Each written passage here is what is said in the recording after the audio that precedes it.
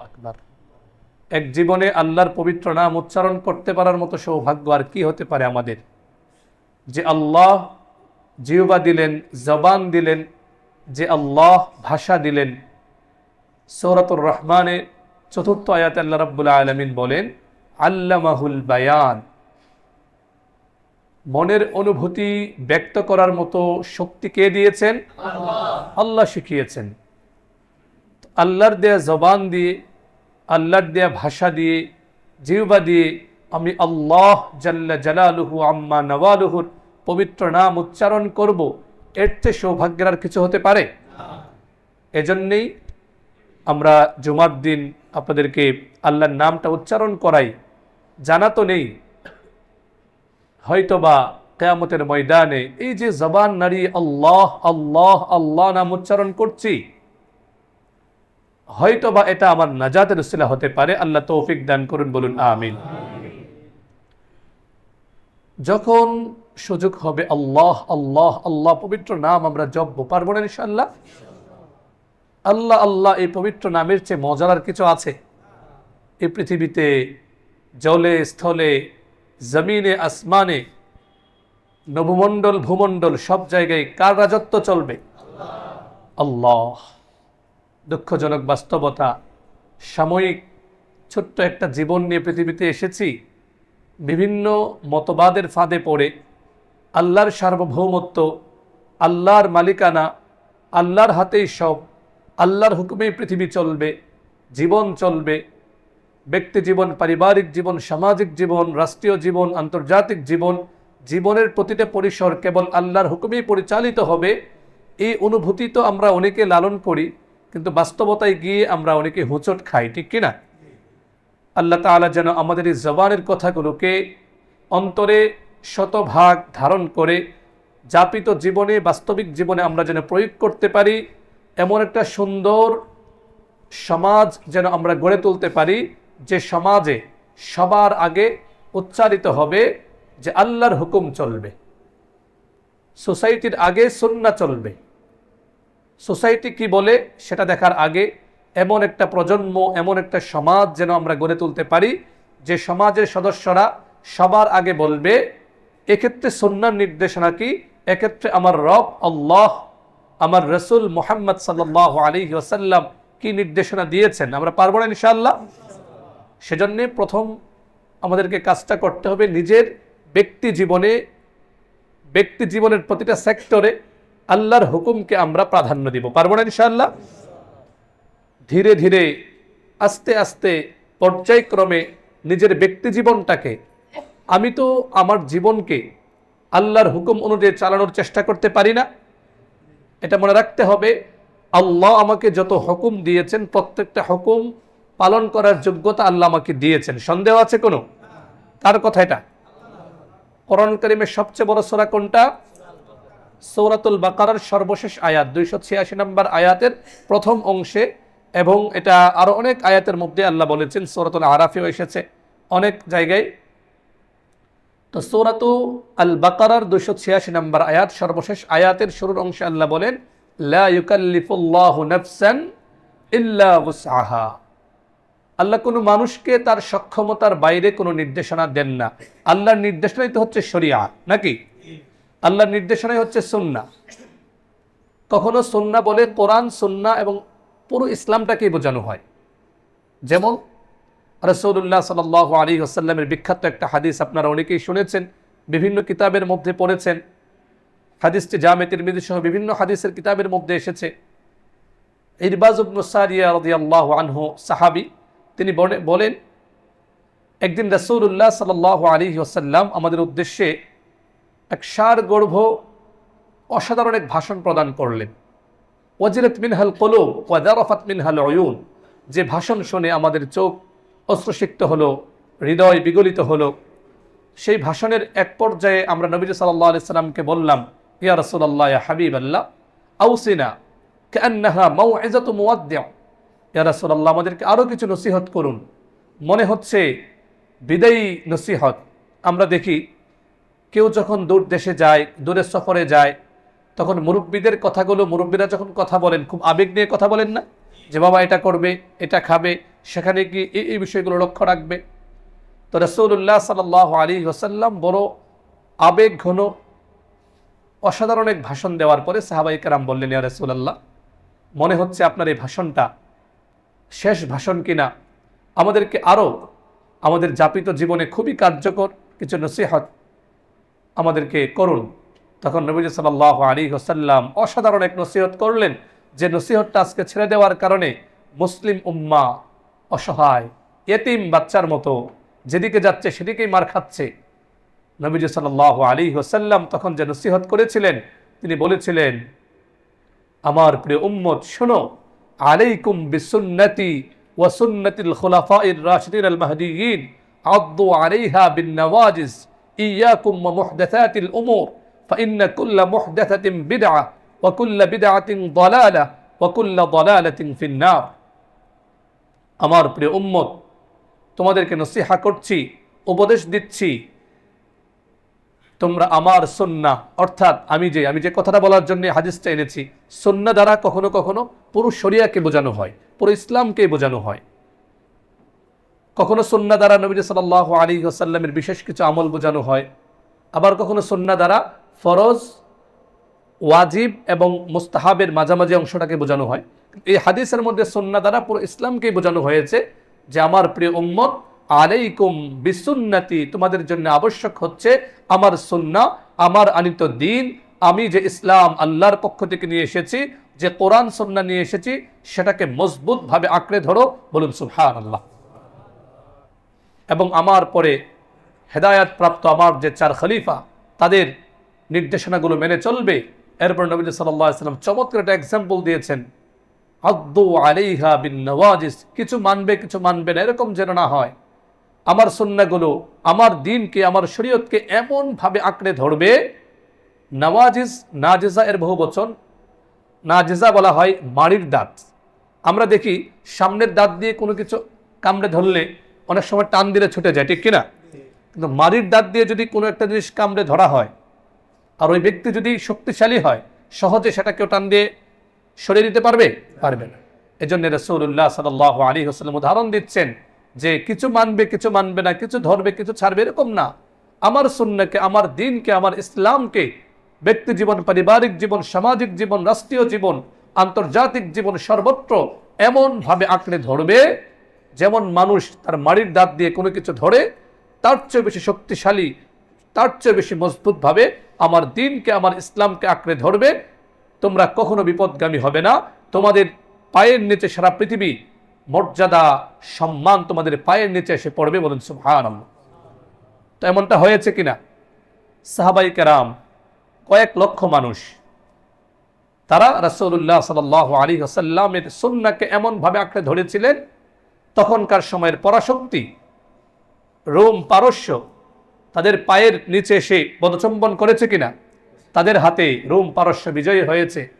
আজকে যেটা অনেকের কাছে যদি বলা হয় যে বাংলাদেশ আমেরিকা, ইউরোপ, রাশিয়া জয় করে ফেলেছে, অনেকে হাসবে না?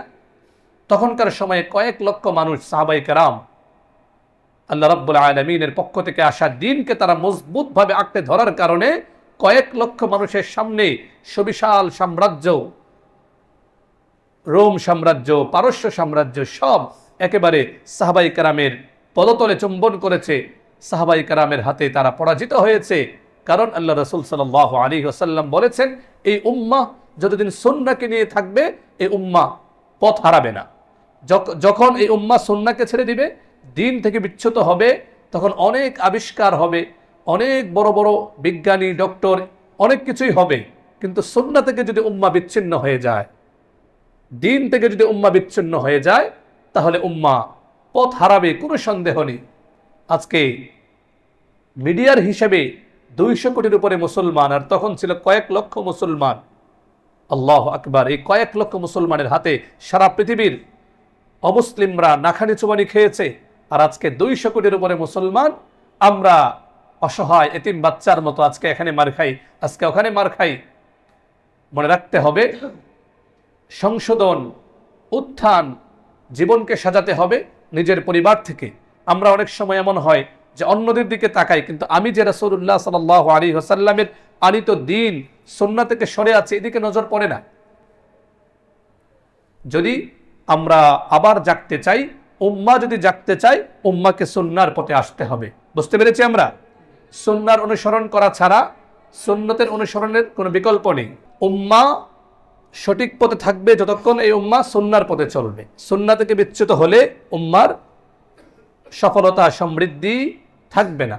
আল্লাহ আমাদের সকলকে, আমাদের প্রত্যেক ভাই বোন মুসলিম উম্মার প্রত্যেকটা সদস্যকে সুন্নাহর উপর আমরা যেন দৃঢ় অবিচল মারির দাঁত দিয়ে ধরার যে নির্দেশনা নবী সাল্লাল্লাহু আলাইহি ওয়াসাল্লাম দিয়েছেন, সেগুলোর উপর যেন আমরা অবিচল থাকতে পারি। আল্লাহ তৌফিক দান করুন, বলুন আমিন। ধীরে ধীরে আমরা আমাদের জীবনকে সাজাই, অল্প অল্প করে। ঘুম থেকে জেগেছি, রাসূলুল্লাহ সাল্লাল্লাহু আলাইহি ওয়াসাল্লামের পবিত্র অভ্যাস কি ছিল সেটা আমি আমার জীবনে ফলো করি। এরপর আমি নামাজে এসেছি, নামাজে যেভাবে আমি আমার রাসূলুল্লাহ সাল্লাল্লাহু আলাইহি ওয়াসাল্লামের শেখানো পন্থা অনুযায়ী আমি নামাজ পড়ছি। আমার জীবনের প্রত্যেকটা ক্ষেত্রে, অফিসে যাচ্ছি, হাঁটার সময় আমার সুন্নত কি, এরপর অফিসে যাচ্ছি, অফিসে গেলাম, এক্ষেত্রে আমার সুন্নাহ কি, আমাকে দায়িত্ব শতভাগ ভালোভাবে পালন করতে হবে, দায়িত্বশীলতার পরিচয় দিতে হবে। আমি একজন অফিসের কর্মকর্তা, আমি যদি এক্ষেত্রে আমি আমার দায়িত্বে অবহেলা করি, তাহলে সুন্নাহ পরিপন্থী কাজ করলাম, ইসলামের নির্দেশনা আমি মানলাম না। এরপর আমি পরিবারের কাছে এসেছি, পরিবারকে সুন্দরভাবে লিড করতে হবে, তাদেরকে ইসলামের চেতনা অনুযায়ী গড়ে তুলতে হবে। ধীরে ধীরে প্রথমে ব্যক্তি, এরপর পরিবার, এরপর সমাজ। যখন আমরা আস্তে আস্তে সুন্নাহর উপর চলবো, ইনশাআল্লাহুল আজিজ এত শান্তি, এত উন্নতি, এত সফলতা এই সমাজের মধ্যে আল্লাহ রাব্বুল আলামিন দিবেন, যেটা আমরা কল্পনাও করতে পারবো না। ইসলাম শুধুমাত্র আমাদের মৃত্যু পরবর্তী জীবনের উন্নতির গ্যারান্টি দেয় না। আপনি, আমি, আমরা যতটুকু আমরা পালন করব, ইনশাআল্লাহুল আজিজ ধীরে ধীরে আমাদের জীবনের মধ্যে সেই সমৃদ্ধি আসবে। আল্লাহ আমাদের সকলকে আমল করার তৌফিক দান করুন, বলুন আমিন। মুহতারাম হাজিরিন, দেখতে দেখতে রমাদানুল মুবারক পার হয়ে গেল। রমাদানুল মুবারকের পরে এখন কি মাস চলছে? শাওয়াল মাস, শাওয়ালুল মুকাররম। এরপরের মাস জিলকদ, এরপরে জিলহজ, আরবি ক্যালেন্ডারের শেষ মাস। জিলহজ মাসে মুসলিম উম্মার অত্যন্ত গুরুত্বপূর্ণ দুটো আমল সম্পাদিত হয়। সেগুলো কি? একটা তো হচ্ছে যে মাসের নামই তো হচ্ছে জিলহজ। জিলহজ মানে কি? হজওয়ালা। মুসলিম উম্মার অত্যন্ত গুরুত্বপূর্ণ আমল। আরেকটা আমল কি? কোরবানি।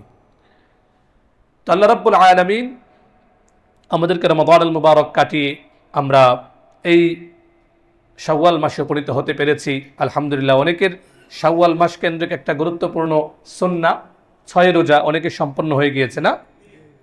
আল্লাহ সকলের আমলকে কবুল করুন, বলুন আমিন। যাদের আমল চলছে, এখনো শেষ হয়নি, তারাও যেন সুন্দরভাবে এই আমলটা সম্পন্ন করতে পারেন। আল্লাহ তৌফিক দান করুন, বলুন আমিন।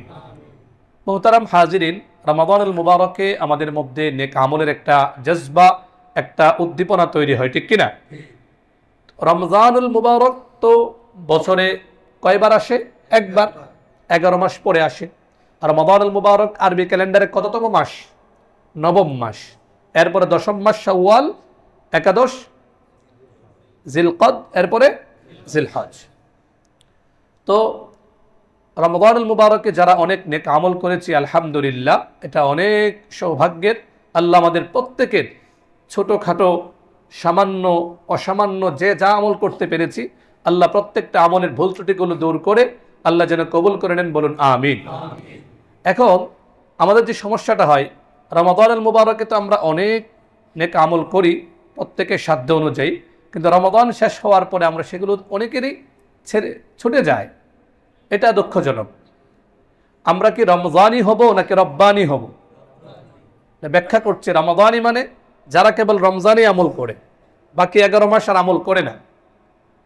তো রমাদানুল মুবারকে আমরা রোজা রেখেছি কার নির্দেশে? আদেশটা কে করেছেন? তো সেই আল্লাহকে বাকি 11 মাস কোনো আদেশ দেননি? রমাদানুল মুবারকে 1 মাস রোজা রাখা ফরজ, আর জীবন জুড়ে মৃত্যু পর্যন্ত প্রতিদিন 5 ওয়াক্ত নামাজ, এটা কি সুন্নত নাকি নফল? ফরজ আমল। তো সে আমলটা করতে হবে না? তো যারা শুধু রমজানি নেক আমল করে বাকি বছর করে না, ওদেরকে বলা হয় রমজানি। আর রব্বানি মানে যারা রবের নির্দেশনা মেনে চলে। রব যখন যেখানে যে নির্দেশনা দেন, তারা সেটা মেনে চলে, তাদেরকে বলা হয় রব্বানি। এবং এই যে রব্বানি যারা যারা রবওয়ালা জিন্দিগি যারা যাপন করে, আল্লাহ রাব্বুল আলামিন তাদের প্রশংসা করেছেন এবং তাদের মতো হওয়ার নির্দেশনা দিয়েছেন যে তোমরা রব্বানি হও, তোমরা আল্লাহওয়ালা হও। কোরআনুল কারীমের সূরাত আলে ইমরানের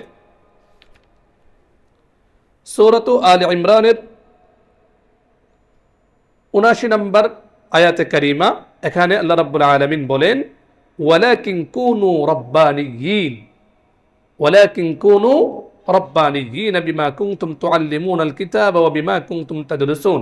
সূরাত আলে ইমরান ৭৯ নম্বর আয়াতে কারিমার মধ্যে আল্লাহ বলেন যে তোমরা রব্বানি হও, মানে জীবন জুড়ে আল্লাহ যখন তোমাকে তোমার রব যে নির্দেশনা দিবেন সেই নির্দেশনা যখন তুমি মেনে চলবে তখন সেটা হবে রব্বানি। তখন তুমি কি হয়ে যাবে? রবওয়ালা জিন্দিগি তুমি যাপন করবে, রবের নির্দেশনা মেনে চলবে। কষ্ট করে তুমি রব্বানি হও, একটু দুচোখ বন্ধ হবে, হায়াত শেষ হবে, এরপরে তুমি তোমার মনে যা চায়, যা মনে আসে তুমি রবচাহী জিন্দিগি যাপন করো। আল্লাহ রাব্বুল আলামিন মৃত্যু পরবর্তী জীবন অনন্তকালের জন্যে জান্নাতে আল্লাহ তোমাকে প্রবেশ করিয়ে তোমার মনচাহী জিন্দিগি যাপন করার তৌফিক দিবেন। বলুন সুবহানাল্লাহ। দুনিয়ার ছোট্ট জীবন আমরা কিভাবে পালন করব? রবচাহী জিন্দিগি, মানে রব যা চান আমি তাই করব, বুঝে আসলেও মানবো, বুঝে না আসলেও মানবো, ব্যাস। এরপরে যখন মৃত্যু চলে আসবে আর কোনো টেনশন নাই। আল্লাহ রাব্বুল আলামিনের পক্ষ থেকে ফেরেশতারা আসবে, জান্নাতের সুসংবাদ শোনাবে, এরপরে জান্নাতুল ফিরদাউসের মেহমান আল্লাহ বানিয়ে দিবেন, ব্যাস। এরপরে মন চাহি জিন্দিগি, মনে যা চায়। দুনিয়ার তো সব আশা পূরণ হয় না, পূরণ হয়, পূরণ হয়। তো আমাদেরকে রব্বানি হতে হবে, শুধু রমজানি হলেই চলবে না। তো আল্লাহ রাব্বুল আলামিনের কাছে রব্বানি হওয়ার জন্যে, নেককার হওয়ার জন্যে রমাদানুল মুবারকে আমরা যে আমলগুলো করেছিলাম সেটা ধারাবাহিকতা বজায় রাখতে হবে, শতভাগ না হোক। ধরুন রমাদানুল মুবারকে আপনি প্রতিদিন 3 পারা তেলাওয়াত করেছেন, এখন কমপক্ষে 1 পারা তেলাওয়াত করুন। পারা যাবে না ইনশাআল্লাহ? সহজ সিলেবাস। আপনি যদি 1 পারা তেলাওয়াত করতে চান, আপনার জন্য সহজ হলো প্রত্যেক ওয়াক্ত নামাজে চলে আসুন, একটু আগে আসুন, নামাজের আগে পরে মিলিয়ে আপনি কি 4টা পৃষ্ঠা তেলাওয়াত করতে পারবেন না ইনশাআল্লাহ? আমার আনন্দ লাগে, দেখে ভালো লাগে। রমজানে যারা অনেক তেলাওয়াত করতেন এমন অনেককেই দেখি আলহামদুলিল্লাহ প্রথম কাতারে, দ্বিতীয় কাতারে বসে তারা তেলাওয়াত করছেন। হিসেবে প্রতি মাসে 1 খতম তেলাওয়াত কোনো ব্যাপারই না। কিভাবে? কারণ আমরা সবাই মসজিদে আসি। মসজিদে চলে আসলে একটু যদি আগে চলে আসতে পারি বা সময় মতোই চলে আসলাম, 4 পৃষ্ঠা তেলাওয়াত করতে যদি কারো একটু তেলাওয়াতের গতি কম থাকে, তবু ধরলাম 10 মিনিট ধরে নিলাম। হাফেজদেরকে তো 4 পৃষ্ঠা তেলাওয়াত করতে 4 মিনিট, সর্বোচ্চ 5 মিনিট লাগে। আপনি ধরুন সেটা 10 মিনিট নিন, তো প্রত্যেক ওয়াক্ত নামাজে 10 মিনিট সময় আমরা দিতে পারবো না ইনশাআল্লাহ?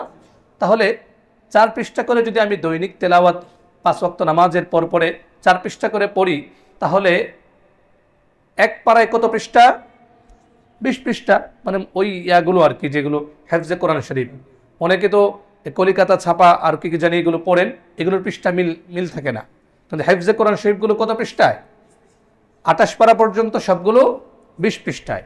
29 পারায় 24 পৃষ্ঠা হয়, আর 30 পারায় 25, 24.5-এর মতো না, 24.5 পৃষ্ঠার মতো হয়। তো আমরা যদি রমজানুল মুবারকে যে নেক আমলগুলো করেছিলাম 3 পারা পড়তে না পারি, রব্বানি হওয়ার নিয়তে, আল্লাহ তো আমাদেরকে রবচাহী জিন্দিগি যাপন করতে বলেছেন, সেই অনুপাতে প্রত্যেক নামাজের আগে যদি আমি 4টা পৃষ্ঠা নামাজের আগে পড়ে তেলাওয়াত করি, তাহলে দৈনিক আমার 4-5-এ 20 পৃষ্ঠা, বাস 1 পারা তেলাওয়াত হয়ে যাচ্ছে। তো 1 মাসে আলহামদুলিল্লাহ আমার হয়ে যাচ্ছে 1 খতম। 1 মাসে 1 খতম হয়ে যাচ্ছে না? তো আমরা পারবো না ইনশাআল্লাহ? তো আমি যদি এভাবে নেক আমলটা ধারাবাহিকতা বজায় রাখতে পারি, বাহ্যিকভাবে মনে হচ্ছে এটা 4 পৃষ্ঠা, বাহ্যিকভাবে মনে হচ্ছে সেটা 3 পৃষ্ঠা, আচ্ছা সব বাদ দিলাম, আপনার হচ্ছে না 1 পারা, আপনি কমপক্ষে দৈনিক 5 পৃষ্ঠা করুন। এটা আমরা পারবো না ইনশাআল্লাহ? 1 পৃষ্ঠা নামাজে চলে আসলাম, নামাজে এসে 1 পৃষ্ঠাই পড়লাম, তবুও যেন বিচ্ছিন্নতা না আসে, ধারাবাহিকতাটা ছুটে না যায়। আল্লাহ রাব্বুল আলামিন কোরআনুল কারীমে 16 নম্বর সূরা, সূরাতুন নাহলে 92 নম্বর আয়াতে আল্লাহ বলেন, ওয়ালা তাকুনু কাল্লাতী নাকাদাত গাজলাহা মিন বা'দি কুওয়াতিন আনকাসা। তোমরা ওই নারীর মতো হইও না যে নারী তার সুতা মজবুত করে পাকানোর পর আবার সেই পাকটাকে নষ্ট করে ফেলে। আয়াতে কারিমার শানে নজুল বা নাজিলের প্রেক্ষাপট হলো, মক্কাতুল মুকাররমায় এক নির্বুধ মহিলা ছিল। সে সারাদিন চরকায় সুতা তৈরি করতে দিনের শেষে সন্ধ্যাবেলায় সবগুলো কুটি কুটি করে ছিঁড়ে ফেলে দিত। তো তার সারাদিনের কষ্টটা এটা পণ্ডশ্রম হয়ে গেল না? এই কষ্টের কোনো মূল্য আছে? তো যারা রমজানুল মুবারকে অনেক নেক আমল করে রমজানের পরে এসে নাউজুবিল্লাহ শিথিলতা দেখায়, নামাজ ঠিকমতো পড়ে না, তাহলে তাদের দৃষ্টান্ত হলো ওই মহিলার মতো যে সারাদিন চরখায় সুতা কাটার পরে আবার দিন শেষে সেটাকে সব নষ্ট করে ফেলে। এজন্যে প্রথম কাজ হচ্ছে রমজানুল মুবারকে যে নেক আমলগুলো আমরা করেছিলাম শতভাগ না হলেও দৃঢ়তা আমরা বজায় রাখার চেষ্টা করব। একেবারে আমরা বিচ্ছিন্নতা অবলম্বন করব না। আগে আমি 10 রাকাত নফল পড়তাম, এখন কমপক্ষে 4 রাকাত পড়ি, 2 রাকাত হলেও পড়ি। এমন যেন না হয় যে আমি একেবারে এখানে মিস করে দিলাম, এটাতে আমি আর ধারাবাহিকতা বজায় রাখলাম না। আমরা যদি নেক আমলে ধারাবাহিকতা বজায় রাখতে পারি তাহলে এটা এত গুরুত্বপূর্ণ, আল্লাহর কাছে এত প্রিয়। সহিহ বুখারী শরীফের 6465 নম্বর হাদিস, উম্মুল মুমিনিন আমাদের মা আম্মা জান আয়েশা সিদ্দিকা রাদিয়াল্লাহু আনহা বলেন, রাসূলুল্লাহ সাল্লাল্লাহু আলাইহি ওয়াসাল্লামের কাছে প্রশ্ন করা হলো, সুইলান নবী সাল্লাল্লাহু আলাইহি ওয়াসাল্লাম আইয়ুল আ'মালি আফজাল, আইয়ুল আ'মালি আহাব্বু ইলাল্লাহ, ইয়া রাসূলুল্লাহ, আল্লাহর কাছে সবচেয়ে পছন্দের আমল কোনটা? তখন নবীজি সাল্লাল্লাহু আলাইহি ওয়াসাল্লাম জবাবে বললেন, আদওয়ামুহা, যে আমলটা নিয়মিত সম্পাদন করা হয়। আপনি প্রতিদিন 10 বার করে দরুদ শরীফ পড়েন, তো সেটা আপনার কোনো দিন মিস হয় না। 5 ওয়াক্ত নামাজের পরে 10 বার করে দরুদ শরীফ পড়েন, 5 বারে 50 বার হয়। বা আপনি প্রতিদিন 5 পৃষ্ঠা তেলাওয়াত করেন, কিন্তু কন্টিনিউয়াসলি এটা করে যান। ঝড় বৃষ্টি তুফান যাই হোক, আপনি আপনার এই মামুলাতের মধ্যে কোনো ঘাটতি আনেন না, সামান্য হলেও আপনি নিয়মিত করে যাচ্ছেন। রাসূলুল্লাহ সাল্লাল্লাহু আলাইহি ওয়াসাল্লাম বলেন, ওয়া ইন কাল্লা, আমলের পরিমাণ কম হলেও সেটা আল্লাহর কাছে মানে গ্রহণযোগ্যতায় অনেক অনেক উঠতে চলে যাবে। বলুন সুবহানাল্লাহ। এজন্যে আমলের ধারাবাহিকতাটা গুরুত্বপূর্ণ। সামান্য হোক অল্প হোক, কিছু আমল আমাদের জীবনে এমন রাখা উচিত যে আমলগুলো মৃত্যু ছাড়া যে আমল থেকে আমাদেরকে বিচ্ছিন্ন করতে পারবে না। পারবো না ইনশাআল্লাহ আমরা? সেটা কোরআনে কারিমে তেলাওয়াত হতে পারে, প্রতিদিন 2-4 রাকাত নফল নামাজ হতে পারে, এরপরে কিছু জিকির আজকার হতে পারে, যে একমাত্র মৃত্যু আমাদেরকে এই জিকিরগুলো থেকে, এই তেলাওয়াত থেকে, এই আমল থেকে আমাদেরকে বিচ্ছিন্ন করবে। এছাড়া দুনিয়ার যত ব্যস্ততাই থাকুক, শত ব্যস্ততার মধ্যে আমরা কিন্তু ঠিকই খাবার দাবার করি, শত ব্যস্ততার মধ্যে ঠিকই আমরা ঘুমাই। এমনটা হয় কি না? কোনোদিন হয়তো একটু কম হয়, কোনোদিন বেশি হয়, কিন্তু এটা আমরা ধারাবাহিকতা বজায় রাখার চেষ্টা করি। তো আমরা আমাদের জীবনে শত ব্যস্ততার মধ্যেও নেক আমলগুলো সামান্য পরিমাণে হলেও, কিছু তো ফরজ আমল, এগুলো তো ছাড়ার সুযোগ নেই। 5 ওয়াক্ত নামাজ মসজিদে জামাতের সঙ্গে এসে আদায় করব, এক্ষেত্রে আমরা একটু আগে চলে আসলাম, তেলাওয়াত জিকির এগুলো চালিয়ে গেলাম। তো আমাদের অত্যন্ত গুরুত্বপূর্ণ বিষয় হলো যে রমজানুল মুবারকে যে আমলের জজবাটা ছিল সেটাকে বজায় রাখা চেষ্টা করা। এক্ষেত্রে আমরা মৌলিক 5টা কাজ করতে পারি ইনশাআল্লাহ, তাহলে দেখা যাবে আমাদের মধ্যে শয়তান আমাদেরকে ধোঁকা দিয়ে আমল থেকে বিচ্ছিন্ন করতে পারবে না। হ্যাঁ, কখনো কোনো ব্যস্ততায় ছিল 5 পারা পড়ার কথা, সেখানে 3 পারা হতে পারে, 1 পারা হতে পারে, 5 পৃষ্ঠা হতে পারে, কিন্তু একেবারে বিচ্ছিন্ন আমরা হব না। 5টা কাজ করলে নাম্বার 1 কাজ হলো আল্লাহ সুবহানাহু ওয়া তাআলার কাছে দোয়াটা চালিয়ে যাওয়া। আজকে তো আমরা দোয়াই করি না, এত ব্যস্ততা আমাদের, এত দৌড়ঝাঁপ আমাদের, আল্লাহর কাছে চাওয়া আমাদের হয়ে ওঠে না। অথচ এই দোয়াই হলো ইবাদতের মগজ। ইবাদত মানে হচ্ছে আল্লাহর কাছে দাসত্বের বহিঃপ্রকাশ, আর এই দোয়ার মাধ্যমে দাসত্বের বহিঃপ্রকাশটা দারুণভাবে ফুটে ওঠে। আপনি দুহাত তুলে রব্বে কারীমের কাছে চাচ্ছেন, মানে আপনি যে দাস, আপনি যে আল্লাহর গোলাম, এটার চমৎকার একটা বহিঃপ্রকাশ, ঠিক কিনা? নিয়মিত দোয়া করে যাওয়া। 5 ওয়াক্ত নামাজের পরে কিছু মাসনুন দোয়া আছে, নবীজি সাল্লাল্লাহু আলাইহি সাল্লাম দোয়াগুলো করতেন। একটু বসি না, ব্যস্ততা জীবন জুড়ে থাকবেই। আমি এই মুহূর্তে মারা গেলে তো আমার জন্য কি দুনিয়া বসে থাকবে? থাকবে না। ঠিকই নির্ধারিত সময় আমাকে কবরে রেখে চলে আসবে। তো আমি একটু আমাকে সময় দেই আমার কবরের জন্যে, আমার জীবন সুন্দর হওয়ার জন্য আমি একটু চেষ্টা করতে পারি না ইনশাআল্লাহ? 5 ওয়াক্ত নামাজের পরে যে গুরুত্বপূর্ণ নেক আমলগুলো মাসনুন দোয়াগুলো, এগুলো খুবই কার্যকরী জীবনকে সৌন্দর্যমণ্ডিত করার। এগুলো হচ্ছে ভিটামিনের মতো। একজন ভিটামিনের গুরুত্ব সে বোঝে না, খেতে চায় না, তবু জোর করে তাকে খাওয়ানো হচ্ছে। এই ভিটামিন তার শরীরে কাজ করবে কি না? কাজ কিন্তু করবে। সে বুঝে খাক আর না না বুঝে খাক, তার শরীরে সেটা কাজ করেই ফেলবে। একটা ভালো খাবার, যে খাবারটা সে খেতে চায় না কিন্তু তবু জোর করে তাকে খাওয়ানো হচ্ছে, তার শরীরে কাজ করবে কিনা? করবে। আপনি 5 ওয়াক্ত নামাজের পরে রাসূলুল্লাহ সাল্লাল্লাহু আলাইহি ওয়াসাল্লামের শেখানো যে মাসনুন দোয়াগুলো, সেগুলো পড়ুন। বুঝে পড়তে পারলে তো আলহামদুলিল্লাহ, না বুঝে পড়লেও আপনার ঈমান সুদৃঢ় হওয়া, আল্লাহর প্রতি আপনার বিশ্বাস মজবুত হওয়া, জীবন সুখময় হওয়া, এই যে ফায়দাগুলো আপনি পেয়ে যাবেন ইনশাআল্লাহ। আজ সালাম ফিরায় দৌড় শুরু করি আমরা, তাহলে এটা কিভাবে হবে? তো 5 ওয়াক্ত নামাজের পরে আমরা দোয়া করব। এরপরে যখন ইমাম সাহেব দোয়া করেন, দেখুন এখানে একটা বিষয় ক্লিয়ার রাখতে হবে। আপনার সালাম শেষ মানে ইমাম সাহেবের অনুসরণ আপাতত শেষ। এখন আপনি চাইলে ইমাম সাহেবের সাথে দোয়া করতেও পারেন, নাও করতে পারেন। অনেকে মনে করে যে দোয়া করার আগে মনে হয় ওঠা যাবে না, বিষয়টা এরকম না। সালাম পর্যন্ত ইমাম সাহেবের অনুসরণ। হ্যাঁ, আপনি দোয়া করতে পারেন ইমাম সাহেবের সাথে, ইমাম সাহেব দোয়া পড়ছেন, আপনি আমিন বলছেন। অথবা এমনও হতে পারে ইমাম সাহেবের মতো করে আরবি দোয়াগুলো পড়ছেন, আপনি আপনার মতো করে বাংলা দোয়া পড়ছেন, হতে পারে, কোনো সমস্যা নেই। তো আমরা যদি নিয়মিত দোয়া করে যেতে পারি ইনশাআল্লাহুল আজিজ, আল্লাহ আমাদের অন্তরকে পাক পবিত্র রাখবেন এবং আমরা রব্বানি হতে পারব। বিশেষ করে সূরাত আলে ইমরানের যে 8 নম্বর আয়াতে কারিমা, যেটা আমাদের প্রায় সবারই আশা করি মুখস্থ, রব্বানা লা তুজিগ কুলুবানা বা'দা ইয হাদাইতানা ওয়া হাব লানা মিন লাদুনকা রাহমা ইন্নাকা আনতাল ওয়াহ্হাব। এটা নিজের জন্য বাধ্যতামূলক করে নেবেন। আল্লাহ যেন আমাদের অন্তরকে পাক পবিত্র রাখেন, আল্লাহ যেন অন্তরকে বাঁকা না করে দেন। অনেক ভাইকে অনেক বোঝানোর পরেও বিপদগামী হয়ে যায়, বুঝতেই চায় না, এমন আছে কিনা? এই জন্য খুব সতর্ক থাকে আল্লাহর কাছে বলা যে আল্লাহ, আপনি যখন হেদায়াত দিয়ে মসজিদে নিয়ে এসেছিলেন রমজানে, আল্লাহ আর আমাকে মসজিদ থেকে দূরে রাখেন না, আর কোরআন থেকে দূরে রাখবেন না, আল্লাহ আপনি দয়া করেন। পারবেন ইনশাআল্লাহ? এই দোয়াটা আমরা অবশ্যই পড়ব। পাশাপাশি ইয়া মুকাল্লিবাল কুলুব সাব্বিত কলবি বা সাব্বিত কুলুবানা আলা দীনিক। 2 নম্বর কাজ হচ্ছে যখন যেখানে থাকি আল্লাহর ভয়কে অন্তরে জাগরুক রাখা, তাকওয়া অন্তরে বজায় রাখা। রমজানে যেভাবে আল্লাহর ভয়ে আমি দিনের বেলায় পানাহার কামাচার থেকে দূরে ছিলাম, জীবন জুড়ে আল্লাহর ভয় অন্তরে রেখে অফিসে যাচ্ছি, আমি সতর্ক থাকব আমার নজরে যেন কোনো গুনাহ না হয়। আমি কোনো কাজ করছি, কোনো ডিভাইসে কোনো কাজ করছি, নজরকে হেফাজত রাখা, যে আমি নজর দিয়ে হারাম কোনো কিছু দেখব না। অফিসে গেলাম, আমার ডিউটি টাইম যেটা, সেটা আমি সুন্দরভাবে পালন করব। এই যে আল্লাহর ভয় জীবন জুড়ে, এটাকে জাগরুক রাখা।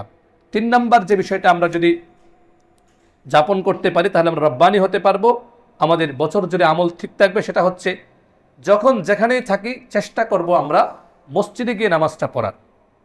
আমরা যারা রমজানের জামাতের সাথে নামাজ পড়েছি, এরপরে রমজানের পর থেকে নিয়ে আরেক রমজান আসার আগ পর্যন্ত যখন যেখানেই থাকে আমরা চেষ্টা করব মসজিদে গিয়ে নামাজ পড়ার। পারবো না ইনশাআল্লাহ?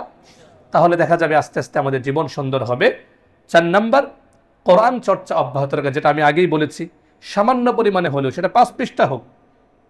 যদি 5 ওয়াক্ত নামাজে 4 পৃষ্ঠা করে পড়তে পারি আলহামদুলিল্লাহ, পড়তে পারলাম না, কমপক্ষে প্রত্যেক নামাজের আগে পরে 1 পৃষ্ঠা। পারবো না ইনশাআল্লাহ? আমরা কারা কারা পারবো একটু 2 হাত তুলে দেখাই। আল্লাহ আমাদেরকে তৌফিক দান করুন, বলুন আমিন। এটা যদি আমরা বজায় রাখতে পারি, জীবন অনেক সুন্দর হবে। কোরআনের সাথে আমরা বিচ্ছিন্নতা যেন না হয়। কোরআন যেন এই কথা না বলে, কোরআন তো আমাকে তো আপনারও বান্দারা ছেড়ে দিয়েছে। 4 নম্বর, কোরআন চর্চা অব্যাহত রাখা। 5 নম্বর হলো, এটা একটু কষ্টকর, কিন্তু শুরু করে দিলে বা নিয়মিত করলে এটা একটা আনন্দের বিষয়ে পরিণত। সেটা হচ্ছে তাহাজ্জুদের নামাজ। রমজানে আমরা নিয়মিত তাহাজ্জুদ পড়েছি না? অনেকের আলহামদুলিল্লাহ, আমি যদি খোঁজ নেই, অনেককে দেখবো বা জানবো তারা তাহাজ্জুদ পড়ছেন। যারা পড়ছেন তো আলহামদুলিল্লাহ, বাকি যাদের পড়া হচ্ছে না, আমরা আবারও শুরু করে দিই তাহাজ্জুদের নামাজ। তাহলে কয়টা কাজ হলো? 1 নম্বর, দোয়া করা। 2 নম্বর, যখন যেখানে থাকবো তাকওয়ার চেতনা জাগরুক রাখা। 3 নম্বর, মসজিদে গিয়ে নামাজটা আদায় করা। 4 নম্বর, কন্টিনিউয়াসলি কোরআনুল কারীমের তেলাওয়াতটা চালিয়ে যাওয়া নিয়মিত। 5 নম্বর, তাহাজ্জুদের নামাজ পড়া। আল্লাহ রাব্বুল আলামিন আমাদের সকলকে আমল করার তৌফিক দান করুন। আল্লাহ তাআলা আমাদের সকলকে রব্বানি হওয়ার তৌফিক দান করুন। রমাদানুল মুবারকের নেক আমলগুলো আমরা সামান্য হলেও যেন আমরা বজায় রাখতে পারি, ধারাবাহিকতা বজায় রাখতে পারি। আল্লাহ তৌফিক দান করুন। আমরা সকলে বলি আমিন। ওয়া আখিরু দাওয়ানা আলহামদুলিল্লাহি রাব্বিল আলামিন।